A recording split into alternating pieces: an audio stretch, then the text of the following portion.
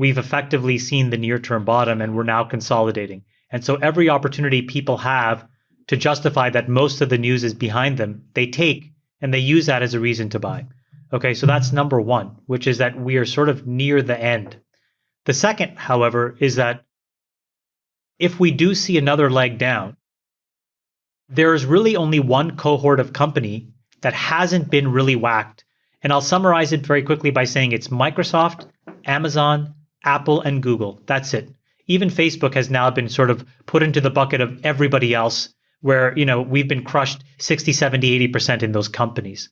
So what does that mean? Well, those four companies are now being identified for what they may be, which in capitalism is called over-earning. Okay? They are making more money than we think is appropriate. This letter from Andy Jassy is his way of effectively telling his major shareholders that he is now moving the business to become more of a cash cow business.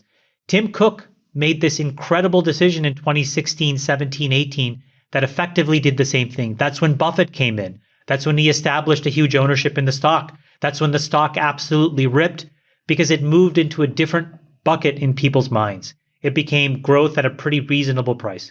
And I think Andy is making the case that Amazon is going to become one of these GARP stocks, growth at a reasonable price. He's going to generate a ton of cash flow. He's going to keep expenses nominal. He's going to return a ton of cash to shareholders with buybacks. That's the reading in between the lines of that letter. I think it's a really profound statement and a very smart move because you haven't seen that letter or a version of that letter yet from Microsoft. And you started to see hints of that letter from Sundar, where he said, yes. And he's saber rattling. He's not there yet. He's in the appetizer part. He's yes. in the amuse-bouche where he's like, guys, you got to work harder. Hey, guys, let's create some fancy acronyms. But Sundar's got courage. No, but he's got courage. He is going to rip the Band-Aid off too. And so I think what it means is these three and maybe these four companies are going to draw a hard line in the sand and say, we are not over-earning.